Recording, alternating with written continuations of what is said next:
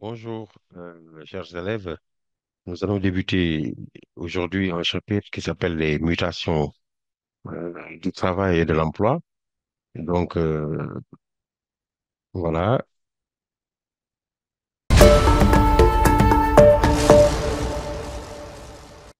voilà les mutations du chapitre du travail et de l'emploi que nous allons voir et qui concerne tout ce qui est travail. Donc, ça va être les mutations du travail et de l'emploi. Quand on parle de la notion de mutation, on pense au concept de changement. D'accord? Les mutations consistent au changement. Au changement de quoi? Au changement des formes de travail et des formes d'emploi qui ont existé, on va dire, on va remonter depuis la seconde moitié du 19e siècle, notamment avec la création de l'Organisation scientifique du travail, avec le terrorisme et le Fordisme. Mais avant ça, on va bien réfléchir sur les notions de travail et d'emploi et essayer de voir ensemble qu'est-ce que signifient ces notions. La notion de travail, c'est la première notion. La notion de travail est une notion qui est une activité humaine, donc qui est faite pour la création de richesses. Une personne qui travaille en entreprise, je veux dire création de richesse, une personne qui travaille en entreprise, elle est dans une création de richesse.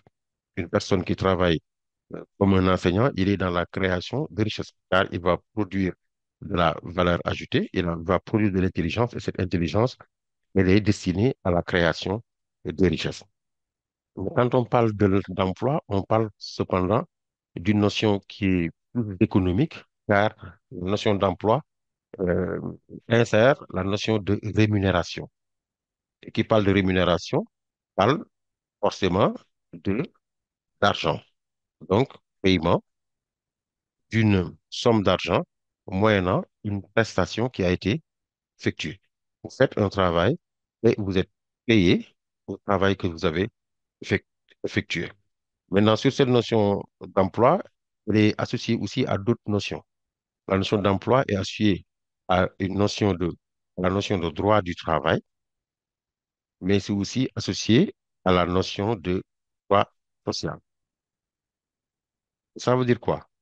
L'emploi, il est sécurisé par le droit du travail, qui est donc obtenu grâce à une négociation avec les partenaires sociaux de l'entreprise et les détenteurs du capital, c'est-à-dire les chefs d'entreprise, qui donc négocient ce qu'on appelle les partenaires sociaux et qui créent ce qu'on appelle le droit du travail et qui est toujours, on va dire, beaucoup plus favorable aux salariés. C'est ce qu'on appelle le principe de la faveur, où tout ce qui est fait dans l'entreprise, toute loi, toute décision qui est prise concernant le travail doit être favorable aux travailleurs.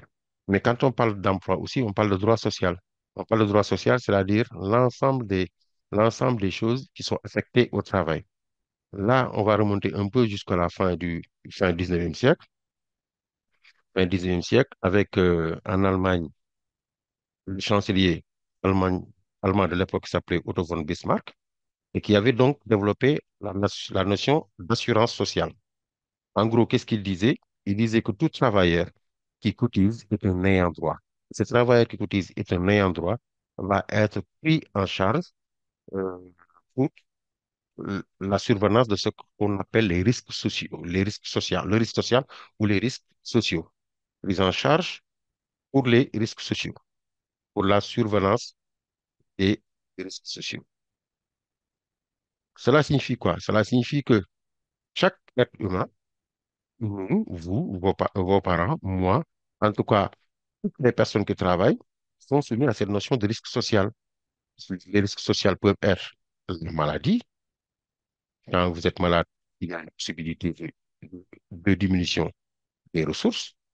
Elle peut être soumis à la vieillesse. Quand vous prenez de l'âge, vos ressources vont forcément diminuer parce que vous n'avez plus la capacité de travailler. Pour une femme, ça peut être la grossesse.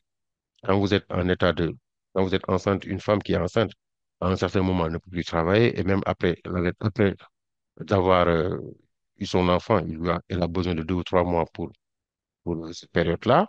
Ça peut être aussi le divorce. Le divorce peut aussi faire diminuer la richesse d'une famille. Et ça peut être les accidents du travail, un accidenté du travail. Quand vous êtes dans une entreprise et que vous avez un accident de travail, cela va créer forcément une diminution de vos ressources. Maintenant, si dans la conception de Bismarck, si vous avez cotisé dans votre salaire, on va ponctionner, on va donc prendre la partie de cette cotisation pour l'affecter à, à la maladie, à la vieillesse. Comme cela, dès que un de ces risques sociaux survient dans votre vie, c'est l'État qui prend en charge à travers ce qu'on appelle la protection sociale, la sécurité sociale. Donc, et cet ensemble-là de choses-là constituent, sont compris dans ce qu'on appelle en gros le droit social que nous avons dit tout à l'heure. Maintenant, nous allons passer à une deuxième notion. À une deuxième notion, on va essayer de voir, on va essayer de voir maintenant des termes qui vont venir dans ce chapitre. Le premier terme, c'est le terme de chômeur. Terme de chômeur, donc qui est un terme qui est, voilà, merci. Le terme de chômeur qui est un terme qui est fondamental. Il est fondamental dans la mesure où tout va se construire entre la dialectique chômeur versus euh, travailleur. Qu'est-ce qu'un chômeur? Le chômeur est défini par plusieurs définitions. La définition la plus simple, c'est les personnes qui ne travaillent pas. Alors que cette définition-là, elle n'est pas totalement vraie. Un chômeur, on va le définir, nous, au sens du Bureau international du travail, qu'on appelle BIT. Et ce Bureau international du travail-là définit le chômage en disant, un chômeur, c'est quelqu'un qui a, qui a au moins 15 ans, donc trois critères, supérieur à 15 ans. Il a au moins 15 ans, supérieur ou égal à 15 ans.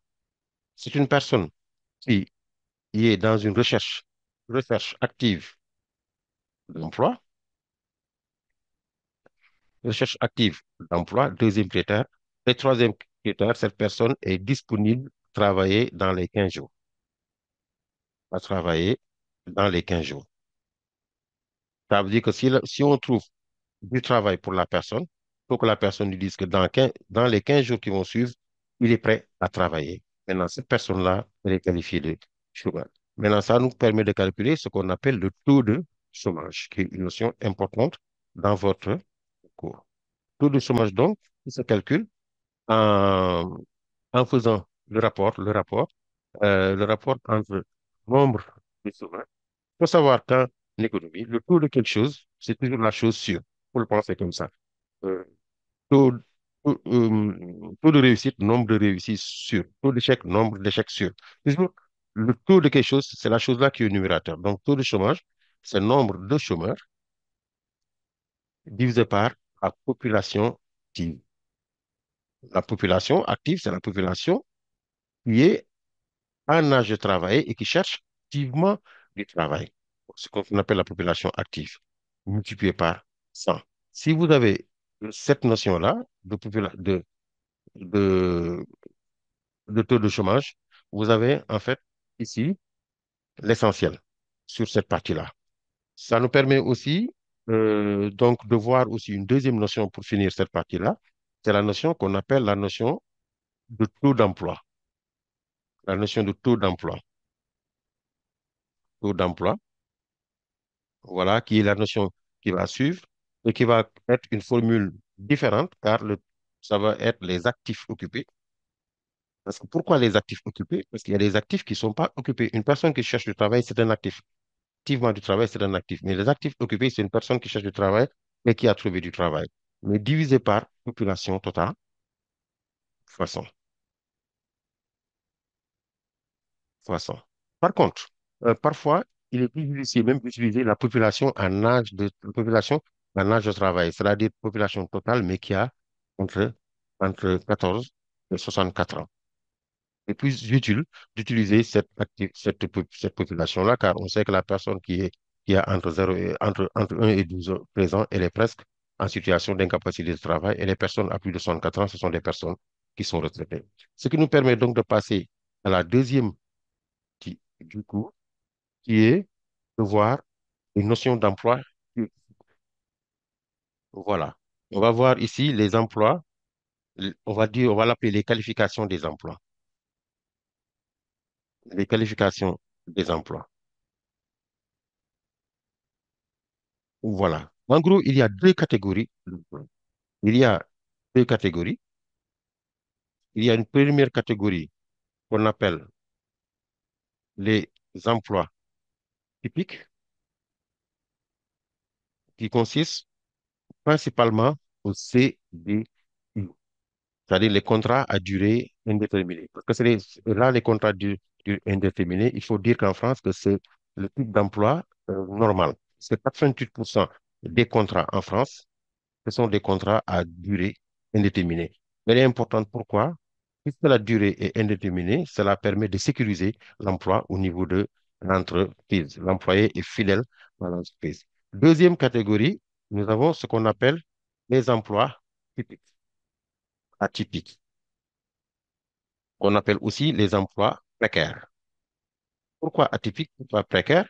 Parce que ces emplois-là sont composés de quoi? Ils sont composés de contrats à durée déterminée qui est un emploi précaire. La preuve, quand vous allez à la banque avec un CDD, de un an, on ne peut vous prêter de l'argent que sur la durée du CDD. Ce qui fait que vous ne pouvez pas faire de grands projets. Et en même temps, la rupture du contrat elle est beaucoup plus aisée que quand vous êtes en contrat à durée indéterminée. Vous avez aussi un deuxième type, qu'on appelle les contrats d'intérim, qui sont des contrats où une entreprise demande à une société d'intérim de recruter une personne et de le mettre à disposition de l'entreprise. Comme cela, l'entreprise paye la société d'intérim qui paye le salarié. Mais le contrat, il est fait que sur une durée très limitée, de 2 jours, 15 jours, un mois, 2 mois, etc. Et vous avez aussi d'autres contrats en France qu'on appelle comme les contrats aidés. Je précise bien en France parce que le droit sénégalais est un peu différent du droit français. Les contrats aidés sont aussi des contrats où l'État participe pour que la personne puisse recruter des personnes. Là, c'est les deux catégories d'emploi. La différence entre les deux, c'est que le CDI, donc qui est la première catégorie d'emploi, CDI, il permet ce qu'on appelle l'intégration sociale. Parce que quand vous avez un CDI, mais cela va vous permettre de tisser du lien social parce que vous pouvez avoir un crédit à la banque déjà. Ça vous permet de construire une maison. Ça vous permet d'avoir des prêts en consommation intéressants, ce qui fait que vous avez une sécurité de l'emploi et vous pouvez vous intégrer dans la société. Mais quand vous êtes dans les CDD ou bien les contrats intérim, là, vous êtes dans la précarité et selon un sociologue du nom de Serge Dam et Robert Castel, vous pouvez tomber dans des termes très, on va dire, euh,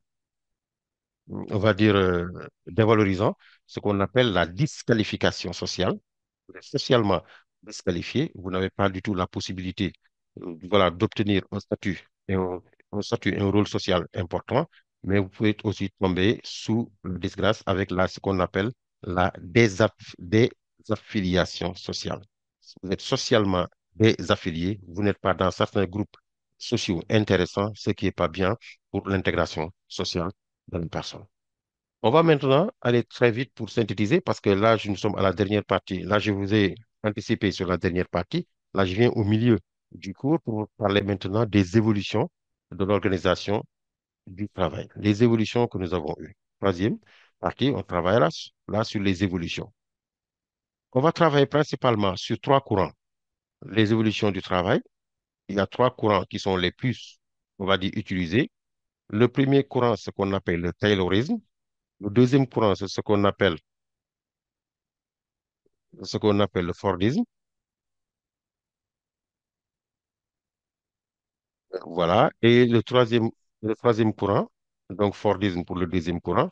Et le troisième courant, c'est le courant le plus actuel, ce qu'on appelle le toyotisme, qui a été créé donc par l'ingénieur japonais du nom de Eiichi. Voilà. Taylorisme, comme vous avez dedans, Frederick Taylor qui l'a mis en place. Et Fordisme, vous avez un ingénieur américain du nom de Henry Ford qui l'a mis en place, d'où les voitures Ford que nous connaissons tous. Maintenant, le premier, ça a été mis en place à la fin du 19e siècle. Quel était son objet? Son objet, c'était la division du travail, division verticale du travail. Vous, vous, voilà, vous dépendez de votre chef, division verticale du travail, vous dépendez directement de votre chef. Aussi, il y a la division horizontale. Division horizontale, voilà, là, vous partagez les tâches à l'intérieur de l'entreprise. Alors que le Fordisme, il privilégie la standardisation des tâches. Attendez, je vais bien l'écrire. La standardisation, voilà, standardisation des tâches, mais aussi il avait promu deux choses comme le One Best Way et aussi un deuxième principe qui s'appelait le $5 Day. Je vais vous expliquer. Voilà. Et le troisième principe, qui est le toyotisme, qui était construit autour d'un certain nombre de principes. Un des principes du toyotisme, c'était ce qu'on appelle le juste à temps. D'accord? Deuxième principe, on l'appelait le Kaizen, ce que les qualiticiens appellent l'amélioration continue, la roue de Deming, amélioration continue. Troisième principe, c'était le management participatif.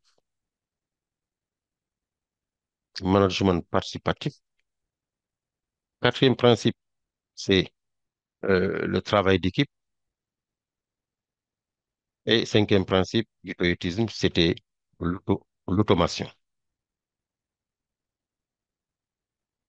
Voilà, ça, c'est les principes que vous avez, en fait, pour parler du terrorisme. Maintenant, je vous explique avant de partir rapidement. Le terrorisme, donc, c'est la division verticale de la division horizontale. Les tâches sont parcellarisées, mais elles ont été beaucoup plus parcellarisées par Ford avec sa standardisation. En gros, il y avait un convoyeur. Chacun était sur une partie du convoyeur qui est une machine longue.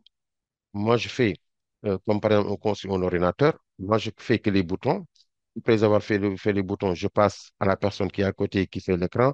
Je passe après le système, lui, il passe le système à l'autre qui fait le processeur, etc. Jusqu'à la dernière personne qui réalise l'assemblage de la machine.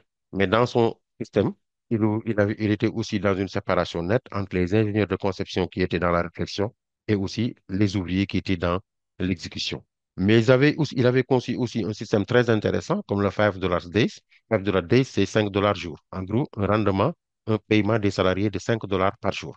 L'avantage de ce système, c'est qu'à la fin euh, du mois, à la fin de l'année, l'employé était lui-même suffisamment, on va dire, enrichi qu'il pouvait se payer le luxe d'acheter une voiture Ford. En gros, Ford, en augmentant les salaires, avait comme stratégie de permettre à ses employés d'être son premier marché de vente de ses, voilà, de ses voitures, ce qui lui a permis de vendre 250 000 Ford T à cette époque. Il faut savoir que les $5 Days de l'époque de Ford, là on parle de 1913, c'est l'équivalent aujourd'hui, en 2025, de 18 000 euros si on corrige l'effet de l'inflation. C'est-à-dire qu'avec les $5 à l'époque qui faisaient 1000 et quelques dollars l'année, ça permettrait d'avoir aujourd'hui en 2025 18 000 euros, mais avec un pouvoir d'achat de 1913. Et le toyotisme va plus loin. Le toyotisme, donc, qui a été créé dans les usines Ford par Taiichi Ohno, il va plus loin parce qu'il privilégie ce qu'on appelle le juste à temps. En gros, ici, dans ce système, là, c'est la commande qui déclenche la production, c'est-à-dire on ne stocke rien. Donc, d'où le juste à temps, zéro stock, zéro défaut, zéro délai, zéro coût. On diminue en tout cas ce qu'on appelle les 5 zéros olympiques. On diminue tous les coûts de production de l'entreprise en juste produisant ce que la commande demande. Donc, zéro stock. Se met aussi dans l'amélioration continue où à chaque fois, on va enrichir les tâches et on va essayer de rendre polyvalent les salariés pour que les salariés puissent en tout instant améliorer le fonctionnement de l'entreprise. Mais en même temps, ils sont dans la participation, ils sont dans l'échange. C'est ce qui fait même qu'il avait créé le terme d'autonomation, qui est différent de automation. Automation, on fait des machines comme autonomation, c'est-à-dire on crée sur le salarié l'autonomie et l'automation des tâches, ce qui fait que le salarié il devient plus performant en travaillant en équipe. Globalement, voilà ce qu'on peut voir sur cette partie. Mais nous pouvons, en conclusion, nous pouvons voir maintenant rapidement en 2 minutes ce qu'on appelle l'évolution. Quand on parle de l'évolution du travail, la mutation du travail, le changement qui est opéré dans le travail, mais on pense forcément au numérique, à l'apport du numérique. Aujourd'hui, nous sommes en train de faire cours avec le numérique, alors qu'il y a 25 ans, il y a 30 ans, cela était presque impensable. Donc aujourd'hui, les formes de travail différentes évoluent. Il y a la numération qui est très, très, très, très, très important, mais aussi avec des conséquences qui peuvent être aussi euh, non négligeables. L'une des conséquences, c'est ce qu'on appelle la polarisation. la polarisation de l'emploi. La polarisation de l'emploi, ce qui fait qu'on va avoir d'un côté des emplois de plus en plus qualifiés et de l'autre côté des emplois de moins en moins qualifiés. Donc, ce qui crée entre une brouille des frontières entre le travail, hors travail, entre travail et hors travail. Ça veut dire quoi? Ça veut dire qu'on ne sait plus si la personne qui est assise à la maison, est-ce qu'elle fait correctement son travail. Donc, il y a un brouillage qui est fait à ce niveau-là. Et aussi, il y a une transformation au niveau de la relation de l'employeur avec l'employé par rapport à son travail, parce qu'il y a une interface qui est toujours entre l'employeur et l'employé. Et aujourd'hui même, avec les transformations du numérique, avec le développement de l'intelligence artificielle, on arrive à un moment où il y a beaucoup de postes de travail qui vont être supprimés d'ici 2035 et le travail s'adapte, les formations s'adaptent, tout est chamboulé au niveau du travail. On a donc une forte mutation de l'emploi et du travail à cause de l'apport du... Voilà.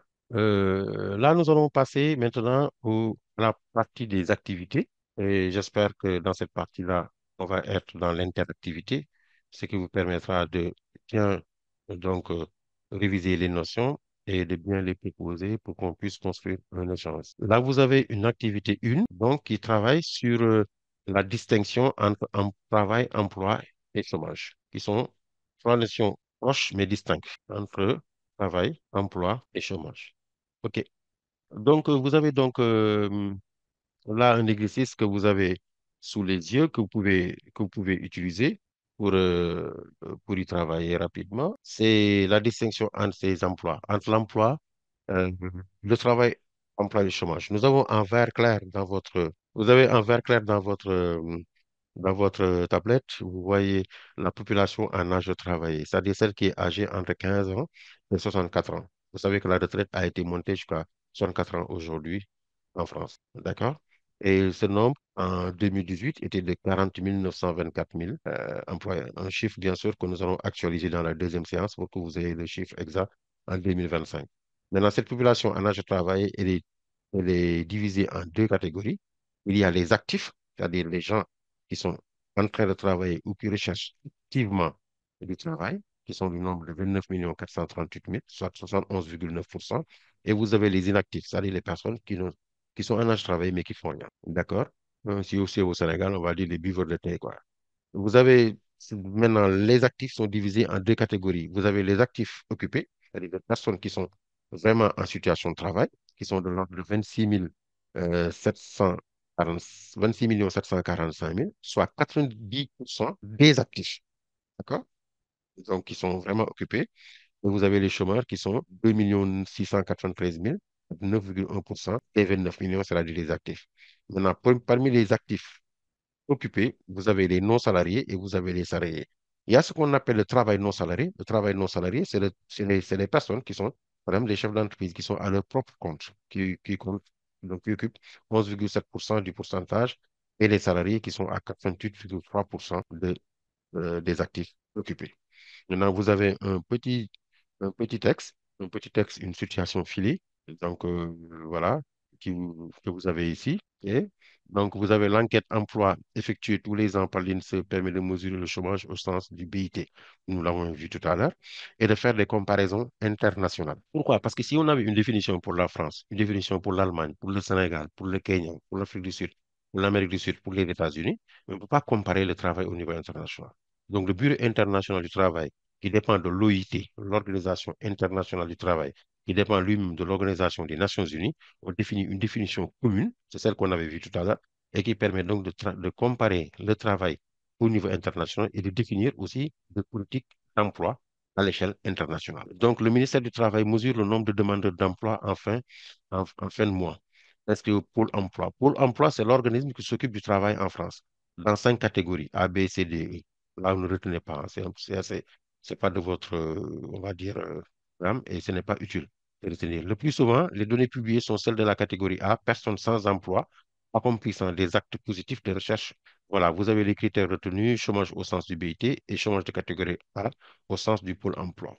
Au sens de BIT, ne pas avoir les critères retenus pour dire que c'est un chômeur, ne pas avoir du tout travaillé pendant la semaine de référence de l'enquête d'emploi, être disponible pour travailler dans les 2 semaines suivant l'enquête, effectue des démarches actives de recherche-réponse à des petites annonces, entretiens avec un conseiller pour l'emploi. D'accord? Mais au sens de Pôle emploi, c'est être inscrit au Pôle emploi, effectuer des démarches actives, donc répondre à des offres, et aller à des convocations, déposer des offres sur Internet, ne pas avoir du tout travaillé pendant le mois écoulé. Ce qui fait que nous avons les chômeurs premier trimestre 2019, au premier trimestre 2019, nous avons les chômeurs, on avait le chiffre ici, 2 432 600 au sens du BIT et 3 391 900 au sens de Pôle emploi. On vous demande juste de voir ça et de le comprendre. Et la question qui vous est posée ici, c'est de définir les termes de population. Mhm. Il faut définir donc ce premier terme de population. Voilà. On l'avait vu tout à l'heure, hein. On va juste le remettre d'une façon très simple. OK. Là, nous avons donc la population active, on l'a vu tout à l'heure, mais globalement, la population active, c'est la population, d'accord, en situation de travail, en situation, on va dire, d'emploi ou de recherche active d'emploi. Mais la recherche active, elle est confirmée par le pôle emploi, qui va dire avec toutes les références qu'il a sur la personne, toutes les démarches que la personne a réalisées dans le mois, peut attester que la personne est en recherche active d'emploi. Vous avez aussi, vous avez aussi une population qu'on appelle une population inactive. La population inactive, c'est celle qui fait rien en fait. C'est celle voilà, la population inactive. Donc c'est cette population-là, voilà, qui ne cherche pas véritablement du travail. Donc cette population-là, on va dire population qui ne travaille pas et qui ne cherche pas du travail. Voilà, là c'est le deuxième terme qui était intéressant de voir.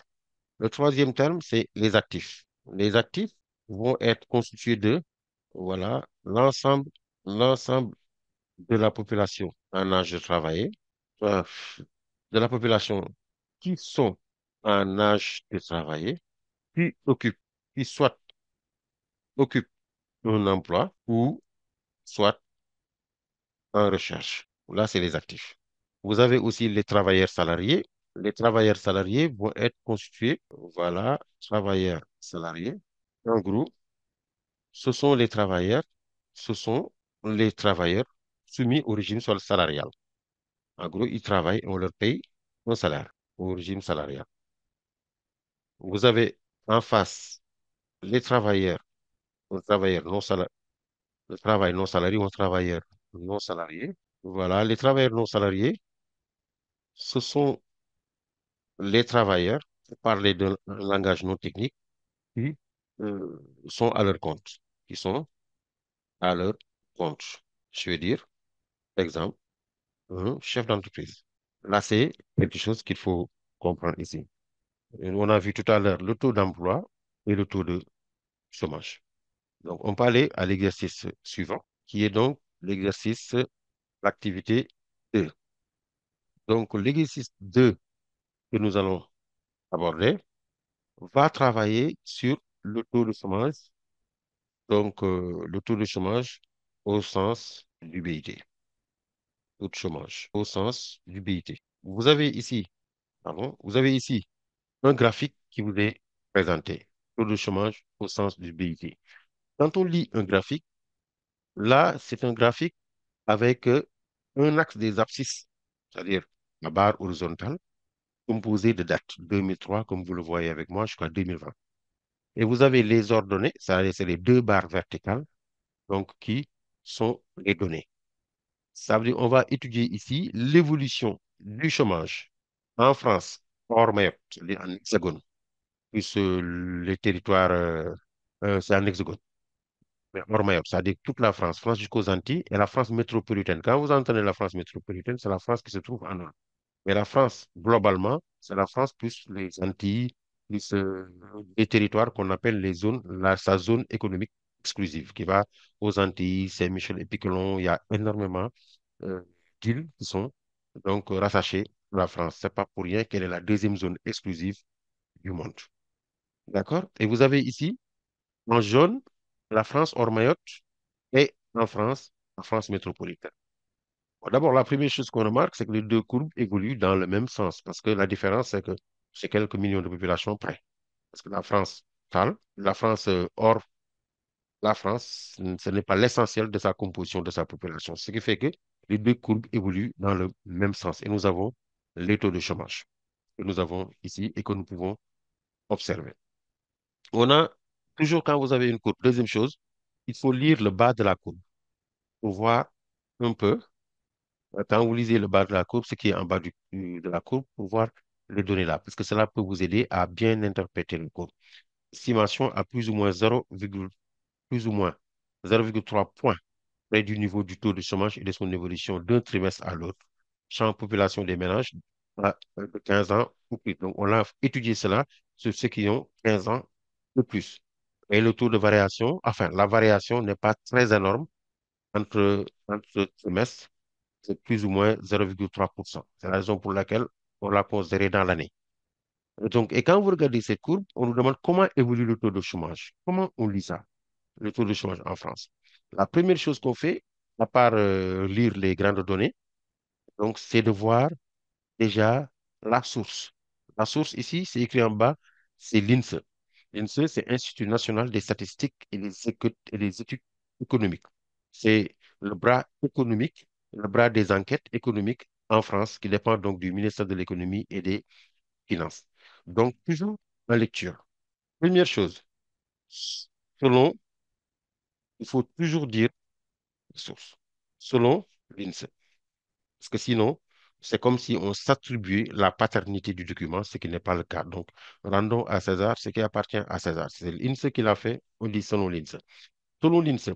Deuxième chose, il faut dire la date de publication, qui est différente de la date du document. La date de l'étude du document, elle n'est pas dite ici. C'est pas grave. On va donc nous juste dire les dates d'étude, les périodes concernées par l'étude. Donc, selon l'INSEE, ça vient d'où? Dans son enquête emploi. Donc, on a dit la source. On va dire maintenant euh, dans quel document, dans son enquête emploi. Voilà, deuxième chose. On regarde le champ spatial et temporel. Le champ spatial, c'est la France. On va dire donc en France, on a donc le champ spatial. Maintenant, on regarde le champ temporel. Sur la période allant de 2003 à 2020, et là, avec ces données-là, nous venons de circonscrire l'étude. Puisque nous avons, selon l'INSEE, nous avons ici la source. Dans son enquête, nous avons ici le document de référence, le document.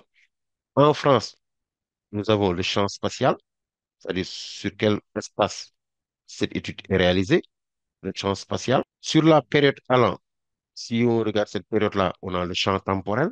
Mais attention, si on avait une date de publication, on va dire la date de publication avant de dire le champ spatial. Parce qu'on peut faire une étude sur 2003 et 2020 et publier l'étude en 2024.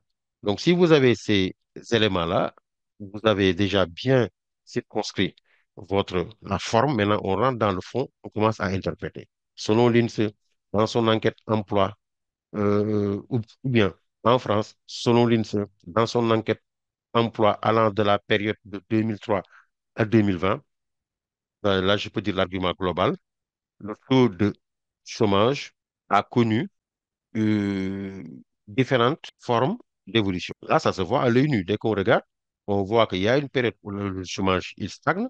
Il y a une période où le chômage, il décroît, il baisse, le taux de chômage. Il y a une période, voilà, et ça évolue comme ça, comme si ça évoluait en dents de scie. Maintenant, ce qui est intéressant de faire, quand on a fait l'argument introductif, le premier argument. On va s'arrêter au premier argument pour maintenant rentrer dans les détails. Première partie de la courbe, on va étudier ce qu'on appelle les tendances lourdes. Donc là, je vais mettre en violet pour bien illustrer. Voilà là. On va voir les tendances lourdes. Là, nous voyons que 2003, une petite tendance lourde. Donc, je mets une flèche qui fait comme ça pour montrer que dans cette période, vous avez cela. Deuxième période, on va voir que tout ça, jusque-là, c'est horizontal, donc il n'y a presque pas de croissance. Troisième période, On va tirer jusque-là. On va tirer jusque-là, jusqu'en bas.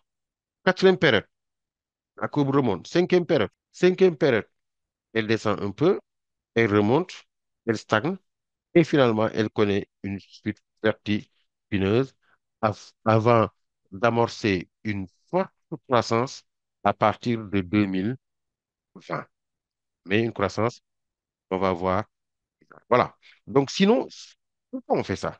Si on ne fait pas ça dans notre brouillon, on risque d'interpréter mais, variation de courbe.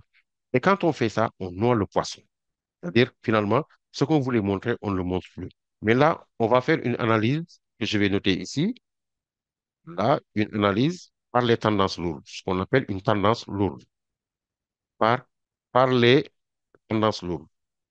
Voilà, les tendances lourdes, en anglais, c'est qu'on on parle de trend, comme le trend de croissance. C'est la forme générale. Et là, on regarde les formes générales.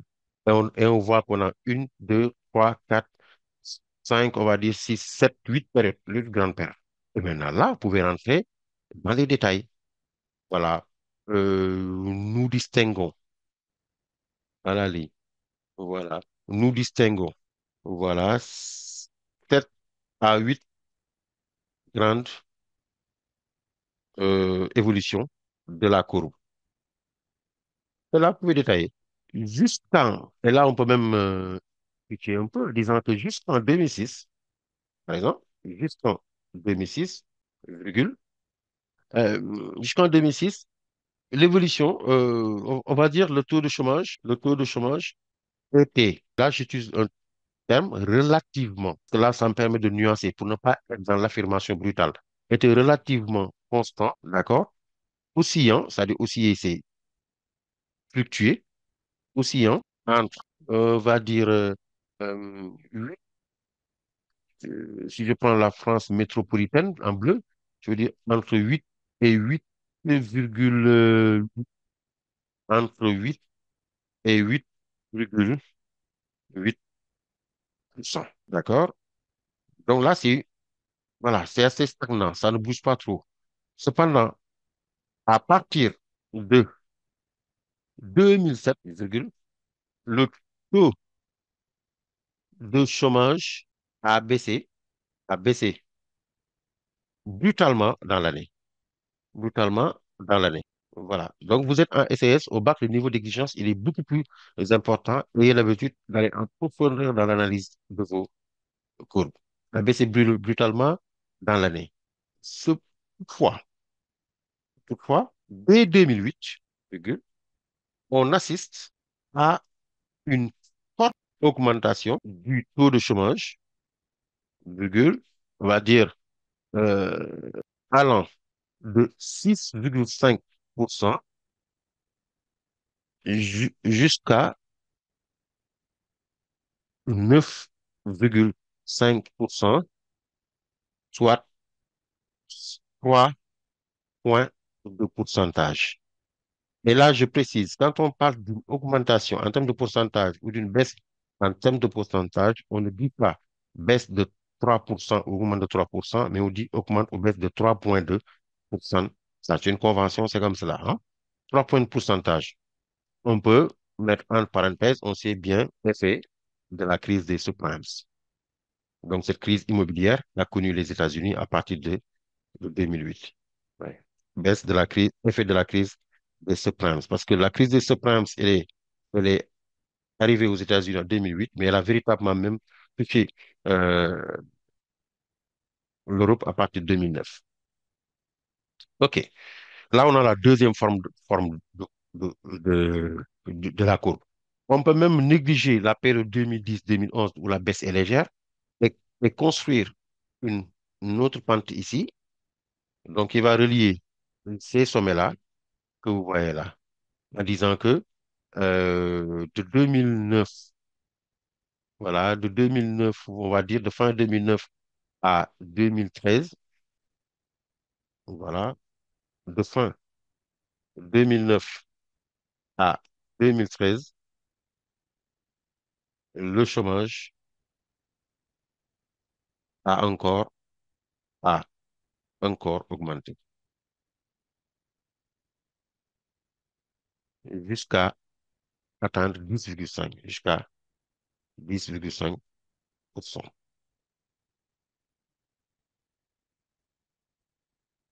OK. C'est en 2015 que débute une chute du taux de chômage de 10,5% à, à 7% en 2010. Voilà. Ce qui, et là, il faut parler du conditionnel pour affirmer, serait dû aux politiques économiques de relance, économiques de relance mises en œuvre.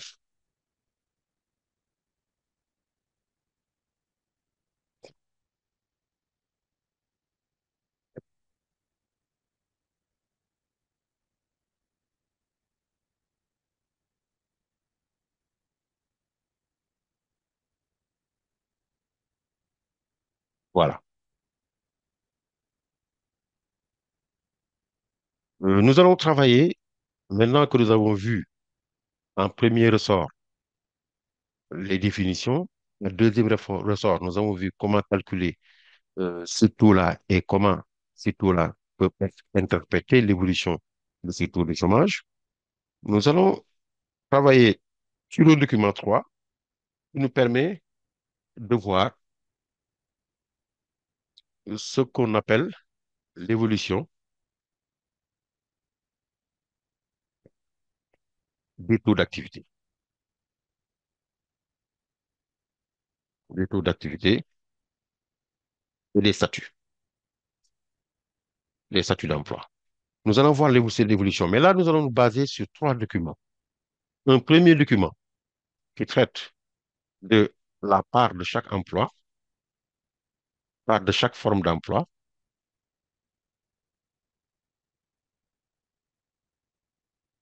Voilà. Un deuxième document qui va traiter des parts des emplois à temps partiel. Les emplois à temps partiel, c'est les emplois où tu ne fais pas plus de 35 heures. D'accord? Ce qu'on appelle un emploi à temps partiel. Un emploi à temps plein, tu fais soit 35 heures par semaine et globalement, c'est défini à 155 heures le mois.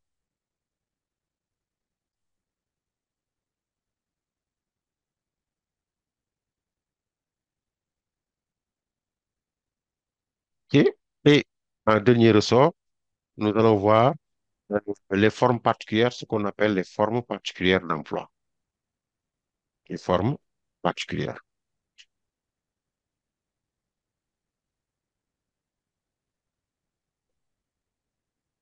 Voilà, là, nous avons ces trois catégories. Donc, l'évolution du taux d'activité et des taux de statut et des statuts, l'évolution, la part des emplois et la part et les formes particulières d'emploi. D'accord? C'est sur des périodes qui vont toutefois tout le temps jusqu'en 2018. Et là, nous avons un certain nombre de questions que nous allons voir. Voilà, voilà. Nous avons un certain nombre de questions que nous allons voir. Faites des phrases à partir, euh, voilà. Pour ceux qui sont connectés, comme M. Djedjou, est-ce que vous m'entendez bien? Oui, oui, oui, je vous entends. D'accord. Est-ce que c'est un chapitre que vous avez déjà traité? Non, pas encore, pas encore. Vous pourriez après revenir là-dessus. Sur la partie cours. Oui, d'accord, il n'y a pas de souci. Si le temps nous D'accord, le permet, je pense qu'il nous le permettra. D'accord, M. Djedjou. d'accord, Donc là, merci. nous avons, voilà, nous sommes en train de voir un peu, je ne sais pas à quel moment vous avez pris le train. Je pense que on avait déjà fait la partie, je pense, la partie cours, mais tout au long du cours, je faisais une pédagogie circulaire. Je viendrai de temps en temps sur les notions pour vous les expliquer en même temps que l'exercice se déroule, hein. D'accord. Voilà, M. Diédhiou. Donc là, nous sommes en train de voir un peu l'évolution des taux d'activité et des statuts d'emploi en France. Comment ils ont augmenté à partir de 75 jusqu'à 2018 globalement. Et nous avons pour le premier document la part de chaque forme d'emploi. Nous avons toujours là une courbe avec des abscisses, toujours les années, donc 1982 à 2018. En ordonnée, on a un double ordonnée. Donc, on va lire les courbes, on va lire les formes particulières d'emploi en pourcentage avec euh, la courbe, l'axe des ordonnées gauche et l'emploi à durée indéterminée. On va lire avec les ordonnées droites. Vous avez une deuxième courbe.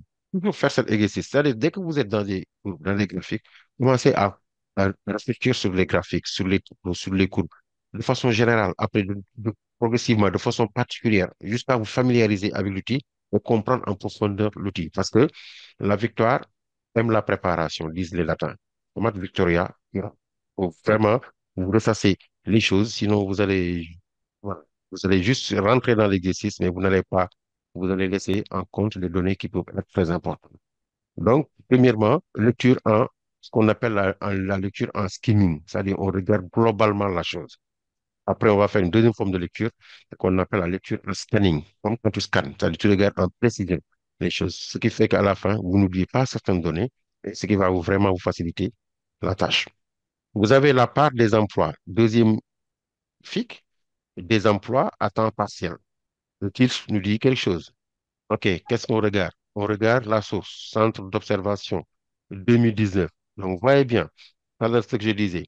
La période d'étude, c'est 1975-2018. La date de publication, c'est 2019. Ce qui fait que quand vous allez citer ou lire une donnée, il faut partir après avoir parlé, bien sûr, de la source, de la nature du document, vous parlez maintenant de sa date de publication, et après du champ temporel qui a été couvert dans le document. Ici, part des emplois à temps partiel de 2018, de 75 à 2018. La première remarque qu'on fait, ce qu'on appelle le trend ou la forme générale de la courbe, on a une forme globalement croissante. On a ici un trend de croissance, ce qui est illustré avec le, le violet que je viens c'est-à-dire là, c'est un trait qui nous permet de négliger toutes les petites variations, toutes les petites courbes de la courbe, parce que si on avait des formes qui faisaient comme ça, là, on n'ose pas faire un trend comme ça. Là, on aurait eu plusieurs trends. Mais du moment qu'on a une forme, globalement, on va l'assimiler à une forme rectiligne pour dire que la tendance lourde, la forme générale de la courbe est une forme croissante. En gros, de 75 en 2018, selon le centre d'observation de la société dans un document publié en 2019, la part des emplois à temps partiel a sûrement augmenté, passant de 8 points de pourcentage en 1975 à 18 points de pourcentage en 2018, soit une augmentation de 10 points de pourcentage. Et quand on parle de 10 points de pourcentage, il s'agit d'un million en termes de population. Et après, toujours dans notre, on va dire, démarche de skimming, forme particulière d'emploi. Voilà, on regarde, qu'est-ce qu'on regarde? Quelle est la période? C'est temps partiel et sous-emploi selon le sexe. Donc, c'est les variables sexe et âge en 2018. On regarde en pourcentage des emplois, sexe, homme-femme, forme particulière d'emploi 14,8, 15,7, travail à temps partiel, on regarde 8,4, 29,3 pour les femmes. Waouh, c'est énorme. Sous-emploi 3,5, 8,6, c'est qui est énorme. Donc, on voit très bien que les formes particulières des travaux et les travaux à temps partiel, en gros, le travail précaire est beaucoup plus subi par les femmes que par les hommes. Là, c'est la première observation qu'on va mettre dans notre grille. Là, nous sommes dans les tendances générales. On regarde. Après, on va affiner, bien sûr, on va regarder en détail. Parce que parfois, on peut avoir une tendance générale qui se dessine, alors que quand on affine l'analyse, on se rend compte que notre analyse était plutôt faussée, était plutôt biaisée. Donc, vous avez l'âge, trois fourchettes d'âge, 15-24 ans, c'est les très jeunes, 25-49 ans, on va dire les jeunes jusqu'aux personnes qui sont de la jeunesse, parce qu'à partir de 35 ans, on n'est plus considéré comme jeune officiellement, et vous avez 50 ans plus. Et si on regarde ici, qu'est-ce qu'on voit? 15, 24 ans, 55% pour les formes particulières. Waouh, là où, donc c'est le plus marquant, c'est chez cette catégorie d'âge qu'on appelle les millennials. La génération Z, ils sont 15, 24 ans, ils sont très, très, très jeunes et ils occupent beaucoup de formes particulières d'emploi et même le travail à temps partiel. Ils n'ont pas encore de travail stable. Ils sont à 24,7 points de pourcentage.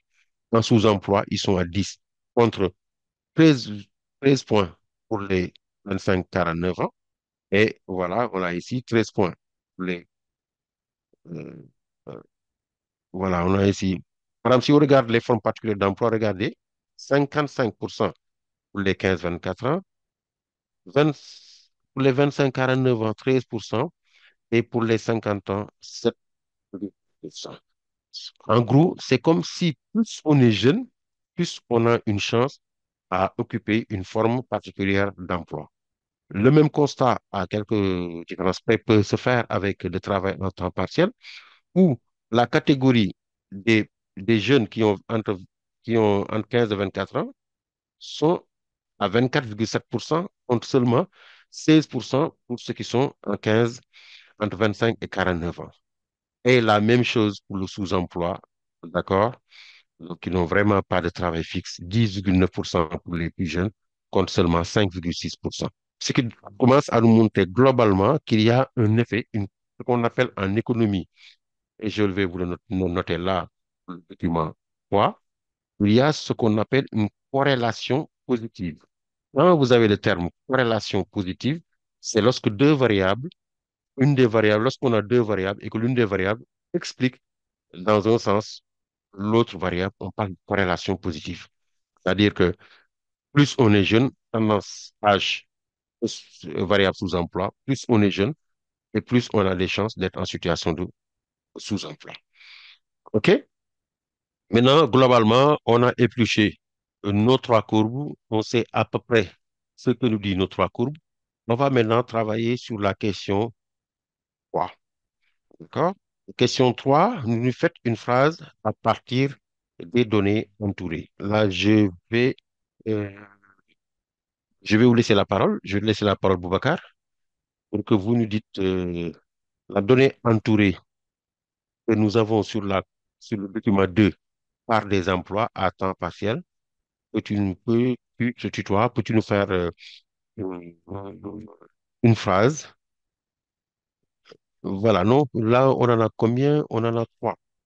On en a la donnée 70% du document 1, la donnée entourée en rouge du document 2 et la donnée 8,6 catégorie femmes sous emploi en, pour- sur le tableau du document, du document 3. Monsieur Diédiou?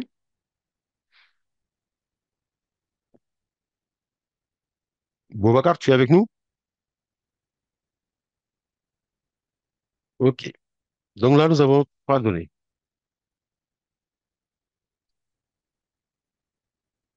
Nous avons trois données. Nous avons une première donnée qui nous parle une première donnée qui est de 90%. On a donc doc, doc 1 avec une première donnée de 90%, la donnée entourée.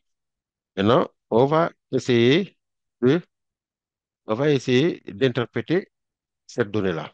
70% sur la courbe verte. La courbe verte, c'est emploi à durée indéterminée, échelle de droite. Voilà, là, nous sommes à 90%. C'est donc ce que je disais tout à l'heure au début de mes propos, quand je vous disais que le contrat à durée indéterminée est à 38% en France. Là, nous avons une donnée de 1994 qui nous montre que, voilà, il y a 70%. Maintenant, quand on doit répondre à une question comme ça, ce que nous faisons, toujours la même démarche, on ne s'ennuie jamais avec cette démarche, selon, on va dire, euh, l'INSEE, toujours, qui est notre source. Dans quel document? On prend le nom de notre document. Euh, Selon l'INSEE, dans ses enquêtes emploi,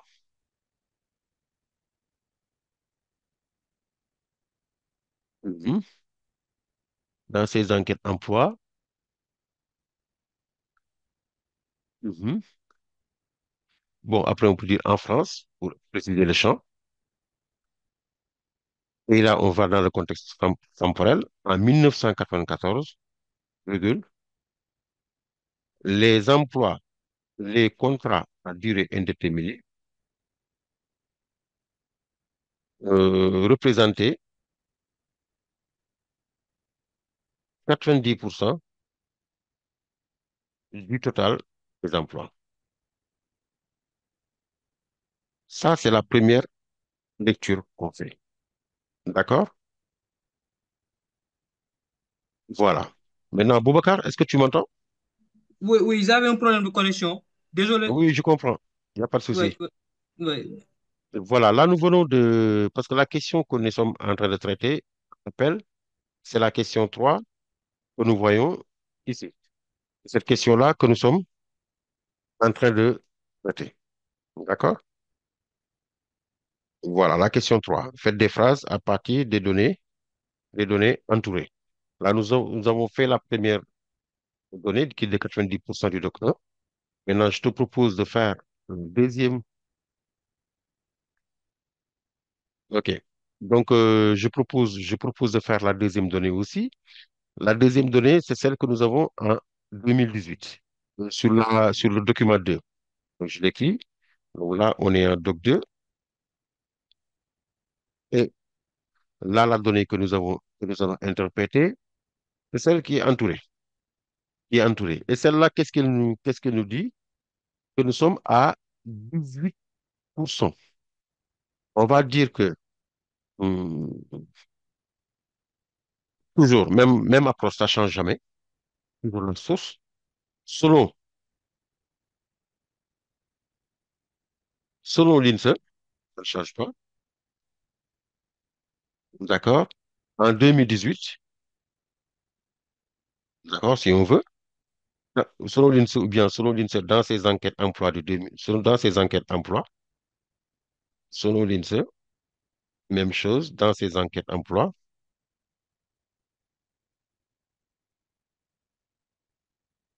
dans ses enquêtes emploi, ok, pardon, ok, en France, toujours, et là, en 2018, parce que là, nous sommes bien en 2018, on aurait pu dire, selon l'INSEE, dans ses enquêtes emploi de 2019, quand on regarde la partie là sur la source, d'accord, c'est important, dans ses enquêtes emploi de 2019 en France en 2018, là, nous sommes maintenant sur la période, les emplois à temps partiel, les emplois à temps partiel représentaient 18%, voilà, 18%, 18% du total des emplois. Voilà, si on a ça, nous avons en fait une explication convenable de la situation, de la lecture et bien lue. Vous faites toujours lire la donnée, cela vous permet de répondre aux autres questions en fait d'analyse. Donc, on vous donne une clé pour répondre aux autres questions d'analyse, ce qui fait qu'après, vous allez rechercher dans le document chaque fois les données importantes et vous allez vous baser sur ces données-là pour répondre aux questions. Mais il faut savoir que cette- l'argumentation est toujours de trois phases. On argumente en trois phases. Première phase d'argumentation, c'est tu définis l'argument, tu donnes l'argument. Deuxième phase, tu expliques l'argument. Et troisième phase, tu illustres l'argument par un exemple, ce qu'on appelle la méthode AEI. D'accord? Explication, donc définition de l'argument, explication de l'argument, illustration ou exemple de l'argument. Donc nous avons trois phases, toujours dans l'argument. Je répète, argument, tu le dis, voilà. Les élèves de terminale général en SS sont très motivés parce qu'ils sont présents au cours de 18h à 20h. Ça, c'est... Non, ils sont très motivés, c'est l'argument. L'explication, ils sont présents tout le temps dans les cours de renforcement, c'est l'explication. Et l'illustration, par exemple, ils font le cours de renforcement de capacité de 18h à 20h. Ça, c'est la démarche de l'argumentation. Maintenant, les documents, quand tu l'interprètes comme ça, c'est la partie argumentative, c'est la partie illustrative, c'est la partie que tu vas illustrer avec les documents. Donc, en raisonnement comme en dissertation, en méthodologie, ce que nous allons peut-être faire dans le cadre de quelques-uns de nos cours, il ne faut jamais partir des documents pour expliquer. Partez de l'argument, expliquer l'argument et illustrer soit avec vos documents, avec des lectures similaires, pareil, soit illustré avec vos connaissances personnelles ou bien illustré avec les documents et les connaissances personnelles en même temps. Cette méthodologie, c'est la méthodologie même de correction. Là. Donc, il faut vous préparer, vous familiariser à cette méthodologie. Maintenant, pour ne pas trop perdre de temps, on va enchaîner avec la troisième lecture, d'octroi.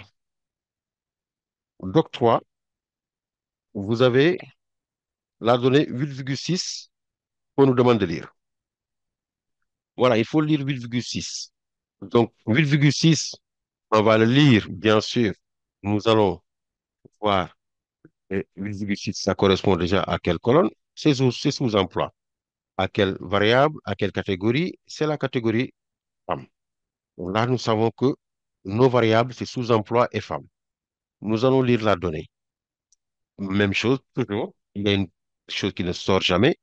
La première chose, c'est la source. Selon, on ne s'ennuie jamais à le faire. La répétition est l'âme de l'enseignement. Selon euh, l'enquête emploi, je peux faire comme ça aussi. L'enquête emploi de l'INSEE de 2018. D'accord? Là, j'ai fait une première chose. Là, je peux maintenant parler de 2018. En 2018, ça aurait pu être en 2000, hein, en 2014. Donc là, en 2018, je répète, en 2018, virgule, euh, 8,6% des femmes étaient en situation de sous-emploi. Sous-emploi, c'est quoi? C'est que vraiment, on, voilà, soit l'emploi n'est pas solide, on est en temps partiel. Voilà, il n'y a pas de vraiment un emploi. Voilà, vous travaillez ce mois-là 25 heures, l'autre mois 18 heures. Là, vous êtes en situation vraiment de sous-emploi. D'accord? Et là, c'est une situation de précarité. C'est la raison pour laquelle on les appelle des contrats précaires. C'est le contrat CDD, c'est le contrat intérim, comme on l'avait vu au début du cours. Point. Là, nous sommes, la question 3 vient d'être résolue par la lecture.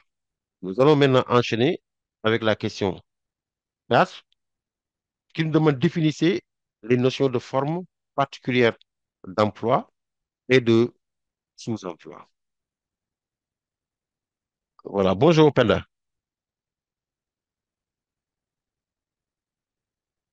Bonjour Penda. Allez, d'accord. Voilà, les formes particulières d'emploi, on ne va pas s'épancher sur ça, mais c'est des formes d'emploi vraiment qui sont des emplois typiques. D'accord? C'est des emplois qui n'ont pas vraiment de teneur d'emploi, euh, comme les contrats aidés, c'est des formes particulières d'emploi. C'est pas des emplois, on va dire, typiques, des emplois, on va dire, solides dans une entreprise. Le contrat d'intérim même, on peut le considérer comme des formes particulières d'emploi, car ce ne sont pas des emplois, vraiment, des emplois très, très, très, on va dire, intéressants. OK? Mais le sous-emploi, c'est ce qu'on appelle les emplois quand on fait des emplois à, à temps partiel, à temps partiel subi ou bien chômage partiel. D'accord? Temps partiel subi, c'est qu'on t'impose de travailler euh, 14 heures, tu n'as pas le choix. Voilà. Ou bien un chômage partiel, c'est que vous chômez une partie de ton temps, vous travaillez une partie de ton temps. Là, vous êtes en situation de sous-emploi. D'accord? Là, c'est les termes vraiment génériques qui reviennent. Si je vous donne une définition totale, je vais vous dire que temps partiel subi ou chômage partiel, zone floue entre emploi et chômage. Voilà.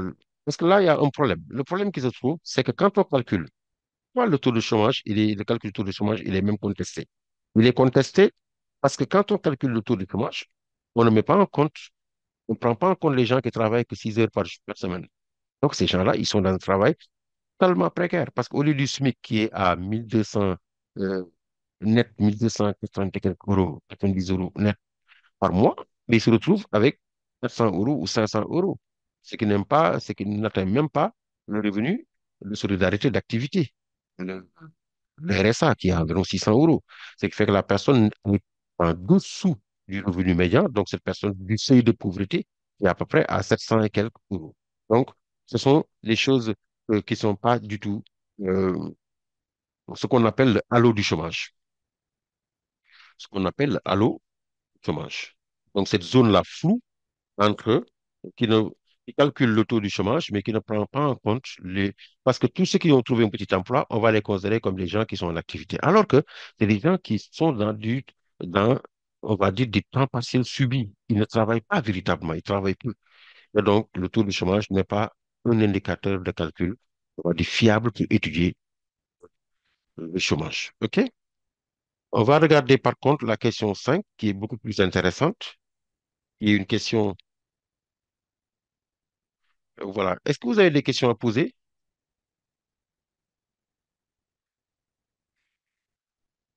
Boubacar, Pendav, avez-vous des questions à poser? Non, c'est bon, merci. C'est bon pour Oui, vous? oui, j'ai une question. Oui, oui, je vous en prie. Oui, pourrez-vous revenir un peu sur en ce qui concerne euh, les données, hein, les données, le fait de la reconstitution de phrases, quoi. Ah, pour construire les phases des données. Oui, oui, oui. Voilà, là, c'est parce que là, c'est une bonne question. Et c'est intéressant Oui, de poser oui, c'est cette. intéressant. Oui. Ouais, c'est intéressant parce que l'essentiel de l'argumentation, enfin, parce que vos épreuves, c'est toujours ça, hein, parce que vous Euh, avez euh, soit une épreuve composée avec donc EC1, une question, et vous mhm, avez un EC2, vous avez une étude de document. Vous avez une étude de document où la mhm, première question, c'est sur le document et la deuxième question, c'est une analyse qui se base sur le document et sur vos connaissances personnelles. Et vous mhm, avez aussi le raisonnement. Vous avez trois documents qu'on vous donne généralement. Et vous devez illustrer votre travail sans documentation, avec la documentation. Parce que si vous ne mettez pas, si un élève ne met pas de documentation, ben, en correction de bac, l'élève, il ne s'en sort du tout. Parce qu'il y a une grille peut-être de 5 points sur les 20 points où c'est l'utilisation du document qui est exclusivement noté par le correcteur. Donc, il faut savoir bien interpréter. Si vous avez ces documents-là, pour le document 1, vous avez 90% que vous voyez sur la courbe. C'est la part de oui. chaque forme d'emploi. 90%. Je vais le réencadrer pour que vous le distinguez bien. Vous avez 90%, cette donnée-là. Maintenant, quand vous regardez bien, cette donnée, elle est sur la ligne emploi à durée déterminée, échelle de droite. À échelle de droite. OK. Voilà, échelle de droite. Donc, c'est sur cette échelle-là. OK? Donc, nous, on l'a donné. Si on ne l'avait pas donné, nous, on allait juste faire une projection horizontale jusqu'à cette donnée, jusqu'à 90, une projection verticale pour savoir que on est sur 1994 et on est sur 90. Donc, puisqu'on a cette première chose qui est réalisée, on va lire le document. Mais pour lire un document, on part toujours de la source. N'ayons jamais la paresse de citer la source. Comme je disais tout à l'heure, il faut rendre à César ce qui est à César. C'est pas fait par nous, c'est fait par l'INSEE. Il faut dire que c'est fait par l'INSEE. De toute Mhm, façon, l'INSEE qui est là, la source. mhm, Voilà. Donc, selon l'INSEE, toujours, vous commencez par ça. Ou bien, selon les enquêtes emploi que vous voyez là, selon les emplois, selon les enquêtes emploi de l'INSEE, OK? oui. Puisqu'on n'a pas une date ici de publication, c'est pas grave, on peut aller juste nous sur la période. Selon les enquêtes emploi, donc on a la nature du document, la source du document. En France, on a donc le champ spatial, d'accord, parce Mhm, qu'on sait bien que on est en France, on a là, le champ spatial, France hors Mayotte, mhm, en France hors Mayotte, ou bien en France pour être plus précis, hors Mayotte, en 1994, d'accord, mhm, là, 90%, ce qu'on a ici, 90%. des emplois sont des contrats à durée indéterminée, ce qu'on appelle un CDI, emploi à durée indéterminée ou contrat à durée indéterminée. OK? C'est bon pour la première courbe? Oui, Oui, c'est bon. Merci beaucoup. Donc, ce qui nous permet donc de regarder le deuxième document. Quand on regarde oui. le deuxième document, c'est ce document qu'on a ici. C'est notre Ok, deuxième document. Par des emplois à temps partiel entre 1975 et 2018. Et qu'est-ce qu'on nous demande? C'est cette donnée-là. On nous demande de lire. Même chose, on part toujours de quoi? Centre d'observation, la source. oui, Selon le centre d'observation de la société, donc selon le centre d'observation de la société, d'accord? Entre parenthèses, publication 2019, parce que c'est les données de 2019, c'est les données qui vont de 75 en 2018, mais qui ont été mis à la disposition du public, comme on le voit ici, en 19. 2019. D'accord? Oui, Voilà. Donc, selon le centre d'observation de la société, entre parenthèses, données 2019, non, publication, pardon, publication données 2019, fermez la parenthèse. Et là, vous regardez en France, c'est bien en France il s'agit, même si ils ont fait l'erreur de ne pas préciser la France sur la source, mais nous, on le devine. En France, en 2018, euh, les emplois à temps partiel, les emplois à temps partiel représentent 18% du total des emplois. C'est bon? Est-ce que c'est bon, chers amis? Oui, c'est bon. Non, représente Non, je peux 18%. J'ai pas je peux vu les, oui. c'est pas. J'ai pas vu les 18%. Ah, il est là, regarde, Ah, ok, ok, regarde. ok, ok. On l'obtient comme Ok, ça. ok, On fait la projection comme ça, oui. pour l'axe des ordonnées. On fait la projection et on sait qu'il s'agit de 2018. 2018. Là, nous avons la valeur de 18. C'est bon? D'accord. D'accord, oui, c'est Très bon. bien. Et pour le troisième, là qui est un tableau, là, nous avons la donnée de 8,6 qu'on voit ici. La 8,6, on voit toujours le champ, France hors Mayotte, d'accord? Population des ménages. Hein. Donc, selon les enquêtes emploi 2018 de l'INSEE, selon l'enquête emploi 2018 de l'INSEE, ou bien selon l'enquête de l'INSEE de 2018, en 2018, d'accord, comme on a ici, en 2018, en France, j'aurais pu mettre en France hors Mayotte, en 2018, là, j'aurais pu mettre en France hors Mayotte ici, j'aurais pu le mettre là, en France hors Mayotte, mhm, ok, Oui. 8,6% des femmes étaient en situation de sous-emploi, bien étaient en sous-emploi. Vous voyez ici, hein? Mhm. Voilà.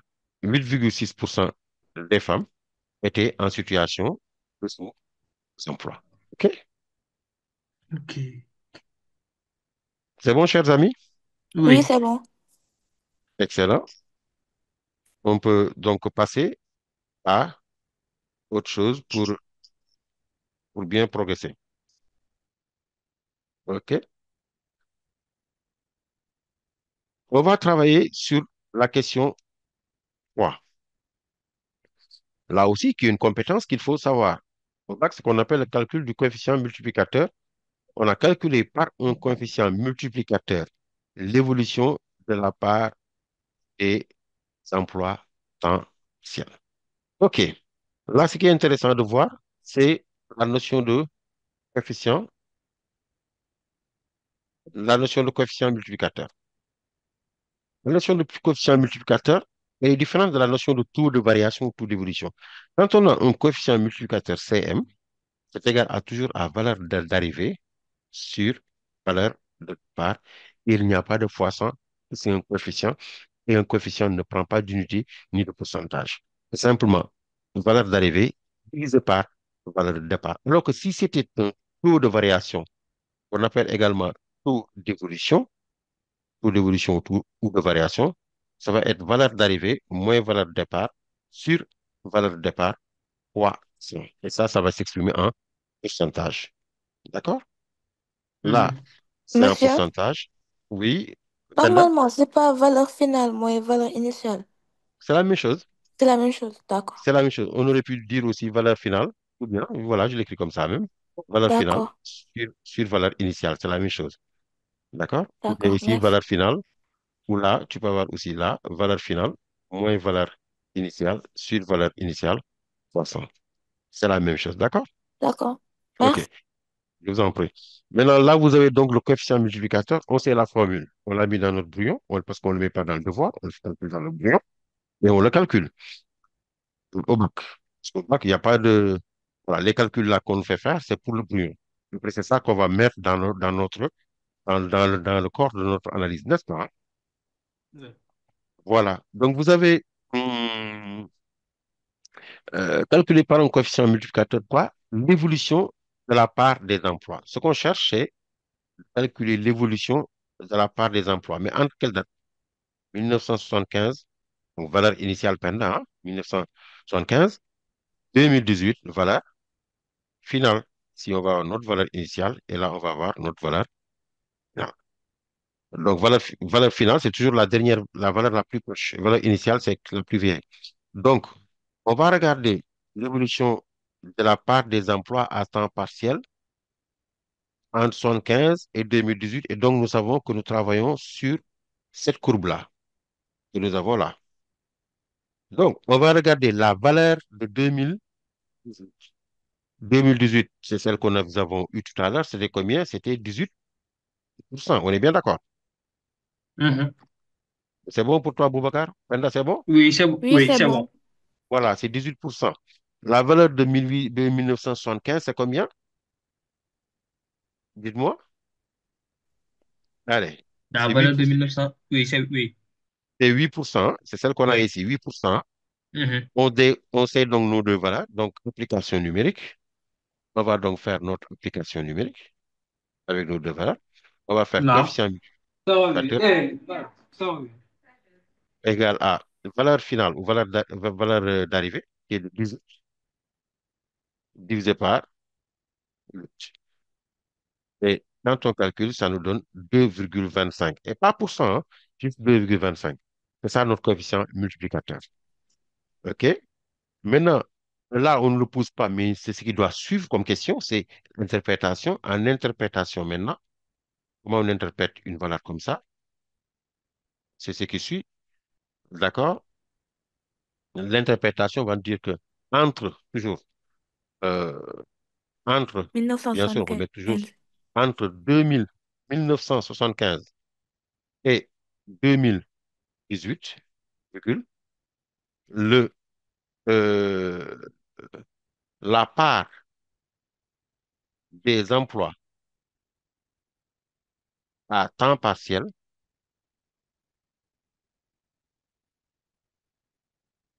a augmenté, non, pardon, je suis dans le taux je suis dans le taux d'évolution là, a été multiplié, le coefficient multiplicateur, a été multiplié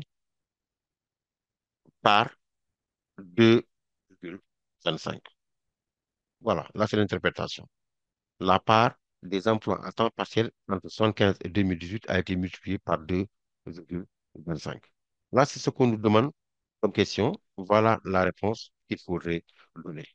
Maintenant, on va nous demander, puisqu'on sait calculer ça, on l'a bien calculé. Maintenant, on va nous demander de travailler sur le travail à temps partiel sous-emploi, puisqu'il de façon identique tous les actifs. Est-ce que tous les actifs subissent le temps partiel et le sous-emploi de la même façon? Ça, c'est une question. Je vous rappelle la définition, Penda. Je vous adresse cette question. Je vous rappelle la définition de Oui. sous-emploi. Temps partiel subi ou chômage partiel. D'accord? C'est ça le sous-emploi. Temps partiel subi ou chômage partiel. Partiel. D'accord? Temps partiel maintenant, euh, Oui. voilà, il y a aussi le temps partiel choisi. Le temps partiel choisi, c'est quand tu choisis d'aller toi-même travailler parce que tu ne veux faire que ça, parce que tu veux t'occuper de tes enfants, tu n'as pas le temps de faire que du travail. Il y a beaucoup de femmes aujourd'hui qui choisissent le temps partiel parce qu'ils ont aussi des activités familiales à gérer. D'accord? Mhm. Oui. Voilà.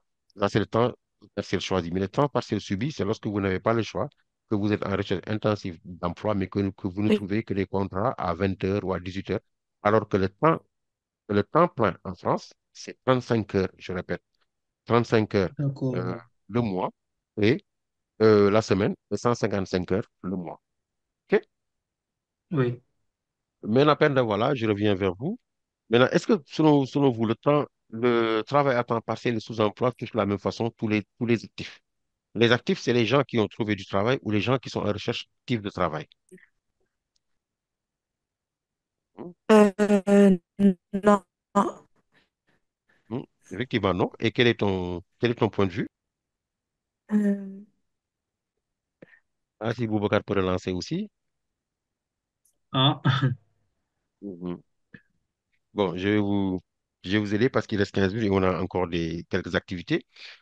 On Ouais. peut dire que non. On peut dire que sur la question 6, on peut dire que non. Là, c'est pas du tout, on va dire, il ne touche pas de la même façon. Si on, si on traite la question 6, on va se rendre que non. Il ne le touche pas de la même façon. Il ne touche pas de la même façon car je viens de vous expliquer qu'il y a des Mhm. personnes qui choisissent exprès de ne pas aller travailler ou bien de ne pas travailler à temps plein parce qu'ils ont besoin de faire d'autres Oui. activités.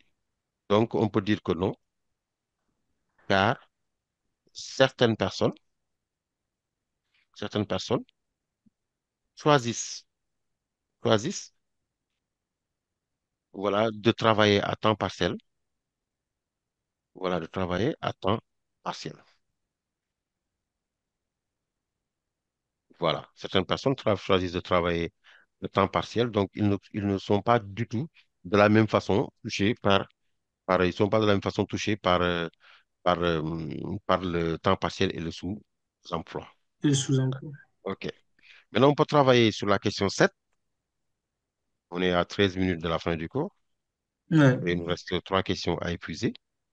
La question 7, décrivez les principales formes, les principales évolutions des formes d'emploi depuis le début des années, voilà, 1980. Donc, c'est, voilà, fin 75. On voit que les temps partiels augmentent. On l'a vu hein, dans le document 2 que le temps, on vient de l'interpréter, hein, même les temps Oui, partiels oui. ont été multipliés par 2,5. On voit Mhm. que, on voit que vraiment, euh, il y a, si on regarde les CDI, contrat à durée indéterminée sur le document 1, ils baissent. Mhm. Ils baissent, hein. Ils Oui. baissent. Oui. Ils étaient à 80, regarde, ils étaient là, si vous voyez là, à ce niveau-là, c'est presque à combien? Parce que là, non, c'est pas, à ce 20 point-là, quelque. si on fait la projection orthogonale pour voir ici, il était presque à 93, 94% là. Mhm. Les CDI, puis il a baissé jusqu'à 85, 85. 85, voilà, point de pourcentage en 2018. Donc, on voit Mhm. que autant on assiste à une montée, là, à une montée du, du temps partiel qui monte, autant on assiste ici à une décroissance, une baisse des contrats typiques, À durée indéterminée. voilà, des contrats indéterminés, les bons contrats. D'accord? Et on assiste à une montée des contrats à durée déterminée. Déterminée. Donc, Indéterminé. Je vais vous montrer ce qu'on avait fait en début de cours, comme ça, vous allez, parce que vous n'étiez pas présent, comme ça, oui, vous allez oui. voir et on va revenir sur le cours. Oui. Là, quand on était, voilà, là, quand vous regardez ici, on voit les qualifications des emplois et on avait combien de catégories ici? On avait les emplois typiques et les emplois typiques, c'était les CDI. Ça, c'est les bons contrats. Mhm. Parce qu'un CDI, c'est stable, tu peux faire des prêts, on peut pas te licencier comme on veut, c'est assez protégé par la loi, tu as un bon salaire, voilà. Tu peux construire une maison en demandant un prêt à la banque. Alors que les emplois atypiques, la banque va te refuser un prêt. Parce qu'il va dire que je peux te prêter de l'argent que sur la durée du contrat de CDD. CDD, c'est contrat à durée déterminée. Si c'est 6 mois, la banque va te refuser de te prêter de l'argent que tu vas rembourser sur 5 ans. Oui. Et ça se comprend. Ah Si oui, c'est un ah oui, contrat, ça se comprend, les gars, n'est-ce pas, hein? oui. Alors que si c'est un contrat aussi d'intérim, c'est la même chose. C'est quelques jours, c'est 3 semaines, 2 jours, où une Mhm. entreprise demande à une société d'entreprise de lui trouver, par exemple, un commis de cuisine. Il va recruter un commis de cuisine. L'entreprise paye à la société d'intérim qui paye elle-même le commis de cuisine. Et là, c'est pour 15 jours, un mois, le temps de remplacer le véritable commis qui est absent, qui est en vacances. C'est pas de bons emplois, ça. Et là, quand on regarde les CDD, donc, et les contrats d'intérim et les contrats aidés, c'est pas de bons emplois. Et qu'est-ce qu'on remarque? Ces mauvais emplois-là, entre guillemets, montent parce ils partent de 5% et ils vont atteindre quoi? Ils partent de, pardon, de 80%, ils vont aller jusqu'à 85%, 100%. les CDD. On remarque Mhm. que un autre mauvais contrat, qui sont les temps partiels ici, les temps partiels, on l'a vu, ils partent de 8% à 75 à 18%, soit 10 points de Oui. pourcentage d'augmentation. Et on Mhm. voit que les CDI qui devaient être des bons contrats, là, on le voit qu'ils sont en train de baisser. Baisser. Voilà. Et donc, ça veut dire que si on, si on, si on, donc, si on remonte pour être sur notre dossier, pour faire maintenant l'interprétation de tout ça, ce que nous pouvons dire pour répondre à la question 7, quelles sont les principales évolutions des formes d'emploi? Réponse, la réponse en économie part toujours ou à toute chose de la question. Décrivez les Mhm. principales évolutions des formes d'emploi depuis le début des années 80. On revient, donc on dit les principales, voilà, toujours, les évolutions, principales évolutions des formes d'emploi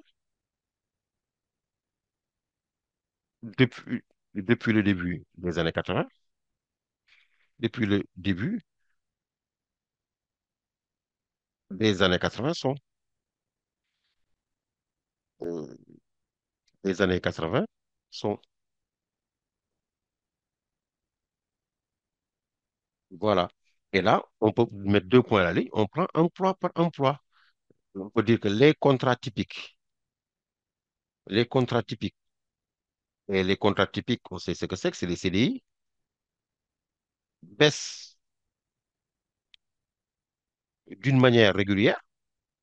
On le voit, la courbe, elle est descendante partout, d'une manière régulière. Et comme j'ai l'habitude de dire, de l'économie sans les chiffres, c'est de la littérature. Donc là, tu illustres avec des chiffres. Donc, les chiffres, c'est quoi? C'est ce que tu avais fait tout à l'heure, en disant que qui, par- de manière régulière, il faut mettre en parenthèse, de 90% en 1982, d'accord, 1982 à combien? À 85, soit une baisse de 5,2 pourcentage, c'est énorme. 35% en 2018. 18. OK. À la ligne, on a tiré les contrats atypiques. Dans les contrats atypiques, on a deux sortes. Là, on a surtout les temps partiels et les CDD. Voilà, connaissent une, une hausse,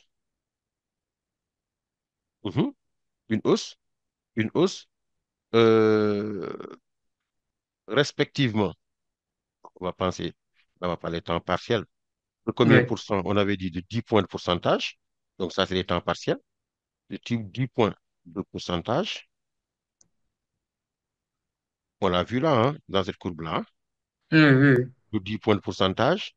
Et le CDD, là, on vient là, qui, qui augmente aussi de 5 points à, euh, 85. voilà, de 80 à 85. 5. Voilà, de 5,2 pourcentage. Donc, en gros, ce qui augure d'une mauvaise situation, en tout cas de mauvaises politiques d'emploi.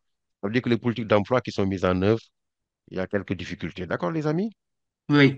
Oui. Voilà. OK. Donc, il nous reste rapidement à voir une, on n'aura pas le temps. Une, un, un exercice, mais je pense qu'on n'aura pas le temps de le faire. C'est le quatrième exercice Ah, parce qu'il reste 6 minutes, mais on va quand même utiliser les 6 minutes pour vous faire ouais. voir ce que je vous avais expliqué en début. OK. Parce que, M. Diédhiou, je pense, Boubacar, tu avais posé la question par rapport à ce qu'on avait dit rapidement au début. On va donc revenir pour voir ça. Comme ça, vous, la semaine prochaine, je vais vous construire une série d'exercices qui complètent ce chapitre-là. D'accord? Oui, Avec une oui, petite aussi représentation, si vous êtes bien sûr là, de ce qu'on a vu aujourd'hui rapidement au début. D'accord? oui. Et D'accord, vous allez le Mhm. compléter d'accord. avec aussi, en traitant l'exercice, le dernier exercice, l'exercice 4, qui est le toyotisme. D'accord? D'accord. C'est bon? Oui, Voilà. Oui. Donc, rapidement, je vais synthétiser très rapidement. On avait vu ça tout à l'heure, au début du cours, les mutations, parce que le chapitre, c'est les mutations. Mutation, c'est changement. Quand on parle de mutation, forcément, on parle de changement. Quels sont les Mhm. changements du travail et de l'emploi? On a vu qu'il y avait beaucoup de changements. D'abord, on avait trois formes d'emploi, enfin, trois formes d'organisation du travail. On avait une première forme qui s'appelle le Taylorisme, qui a été donc mise en place à la fin du 19e par Taylor. Il y avait aussi le Fordisme, qui a été mis en place après juste Taylor. Donc, dans le point vraiment culminant, c'est en 1913, c'est Ford. On connaît tous les voitures Ford. Et Mhm. après, il y a le Toyotisme qui a été mis en place par Taiichi Ohno, donc au Japon, dans les usines Toyota, et qui est une Oui. avancée. Chaque fois, chaque ingénieur qui vient essaie de vraiment faire avancer la réflexion sur l'organisation du travail. Mais attention, il y a aujourd'hui dans le monde une mutation du travail, mais qui est bizarre, parce que si vous prenez les usines Amazon, Amazon aujourd'hui, on sait que Jeff Bezos, avec Jeff Bezos, hein, on sait qu'Amazon est aujourd'hui une mastodonte, une très, très grande entreprise, une multinationale. Mhm. Mais Amazon est très critiqué dans certains points parce que Amazon font une politique qui s'appelle,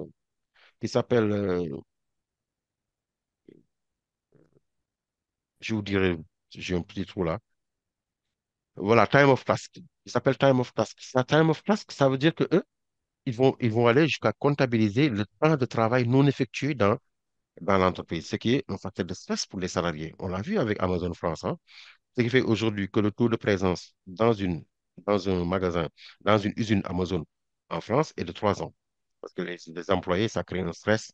Parce qu'ils ont pourquoi? Parce qu'il a appliqué le taylorisme du 19e siècle, c'est-à-dire division verticale du travail, chacun fixe sa tâche, une parcellisation des tâches, d'accord? Une augmentation Mhm. des cadences au travail, ce qui est vraiment un rythme très, très, très, très dur pour les employés et Ah, beaucoup d'employés stressent à cause de ce rythme de travail dans l'organisation du travail. Ford, c'était pas mal Ford, parce que Ford, il avait lui dit que, OK, on va certes diviser les tâches, oui. mais on va permettre aux salariés d'avoir plus d'argent. Et du coup, il a mis une politique, euh, une politique qui s'appelle, euh, une politique qui s'appelle les $5 days. Il s'appelle $5 days. OK? Mhm. Les $5 days, c'est quoi? C'est que il a mis en place, voilà, vous l'avez là devant vous, hein. Oui. Donc, il a mis en place quoi? Il a mis en place un système qui faisait que ses propres employés deviennent ses premiers clients. Du coup, il les paye $5 la journée, mais $5 la journée, c'est beaucoup d'argent à l'époque, à cause du pouvoir d'achat qui était et à cause des prix qui étaient très faibles, hein, les prix des matières premières, des denrées de première nécessité. Donc, ce qui fait que ces salariés pouvaient économiser suffisamment d'argent pour acheter les Ford T. À l'époque, on les appelait, c'est le modèle de voiture, c'était les Ford T. C'était des Ford de couleur noire que Ford avait créé et qu'il avait mis à disposition de ses salariés. Et donc, du coup, il a pu vendre 250 000 véhicules de Ford T, bien sûr, dont une partie de ces 250 000 est composée en bonne partie par ses salariés qui pouvaient acheter ça. Parce que les $5 à l'époque constituent aujourd'hui l'équivalent de 18 000 euros. 18 000 euros, mais avec un pouvoir d'achat de 1913. Vous voyez donc comment c'est? 18 000 euros de 1913, c'est comme si vous avez vu la croissance, hein. Vous avez vu sur le chapitre croissance, le PIB réel et le PIB, vous souvenez, nominal. nominal, d'accord? Nova Conrevo, vous vous appelez, hein? D'accord, on le verra en révision. Donc, le PIB réel et le PIB nominal, c'est-à-dire le PIB qui est déflaté de l'effet de L'inf- l'augmentation de l'inflation, donc des prix, hein. Donc, ce Oui, qui fait que en 1900, comment dire, 18, 16, les gens qui avaient autour de l'équivalent de 18 000 euros, c'est comme s'ils avaient 50 000, 60 000 euros à l'époque. Ce qui faisait que ces ouvriers étaient suffisamment aisés pour pouvoir payer ces voitures-là. Et enfin, on a vu le toyotisme, donc qui est une évolution très achevée de cette politique-là. Justement, c'est le sens de l'exercice 4. Vous allez traiter l'exercice 4 et on va revenir en détail sur le toyotisme au cours prochain. Voilà. Ben, je vous remercie de votre aimable attention et merci beaucoup, monsieur. Mais merci voilà, beaucoup, monsieur. Merci. Les ben, je vous en... explications étaient claires. Voilà. Merci, Merci. monsieur.